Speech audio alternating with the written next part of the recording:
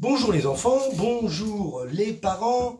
Voilà la petite vidéo du lundi. Donc déjà pour vous expliquer pourquoi certains nous ont vus à l'école, maîtresse Cécile et moi, et ben c'est parce que dans la mise en place du protocole sanitaire qui doit s'appliquer, on s'est organisé de cette façon-là. À savoir que maîtresse Cécile sera à l'école pour prendre un groupe d'élèves les lundis et les jeudis. Et quant à moi, je viendrai régulièrement pour aider Yves, le directeur. Comme ça, tout se passe bien, c'est de façon à ce que les choses se passent le mieux possible au niveau de l'école.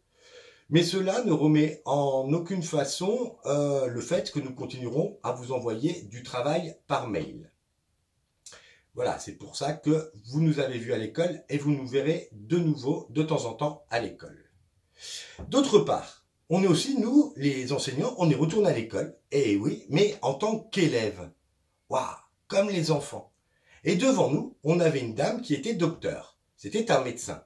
Et cette dame, elle nous a expliqué les gestes barrières, ces fameux gestes barrières.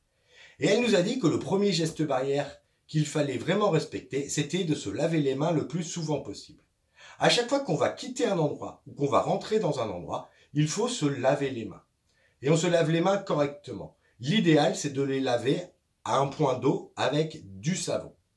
Si on n'a pas de savon et qu'on a besoin de se laver les mains, un petit peu de gel hydroalcoolique pour les adultes, ça permet de les laver.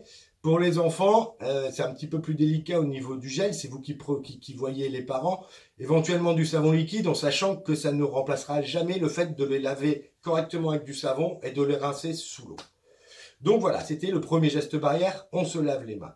Le deuxième geste barrière, même si on a un peu moins le rhume, etc., c'est quand on tousse, on évite de tousser comme ça, on tousse dans son coude. Parce que si jamais on a le virus et qu'on tousse dans sa main, on va s'en mettre plein la main. Et donc il faudrait laver la main tout de suite. Et des fois, on ne peut pas se laver les mains tout de suite. Donc on tousse dans son coude, voilà. Ça évite d'en mettre plein les mains. Et on tousse bien dans quelque chose, hein, pour ne pas envoyer ces microbes dans l'air. Le deuxième geste, donc on se lave les mains, on tousse dans son coude. Si on tousse dans sa main, on va tout de suite se laver la main.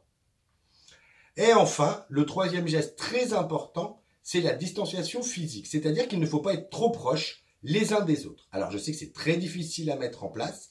C'est quelque chose de voire quasiment impossible, hein, en ce qui concerne les enfants. Mais il n'empêche que c'est quelque chose d'important. Il faut éviter d'être trop proches les uns des autres. Et du coup, il faut éviter les gros attroupements. Hein, c'est-à-dire que bah oui, on sort, on peut jouer, etc. On évite de se coller les uns aux autres. Et puis s'il y a trop de monde, bah, il faut quand même éviter. Voilà. Donc, on se lave les mains, on tousse dans son coude et on respecte les distances de sécurité. Et enfin, plutôt pour les adultes, si jamais on se rend compte qu'on va aller dans des endroits comme les magasins, des petites boutiques, etc., où c'est petit, il peut y avoir plusieurs personnes, eh ben, il est conseillé de porter un masque pour se protéger et pour protéger les autres.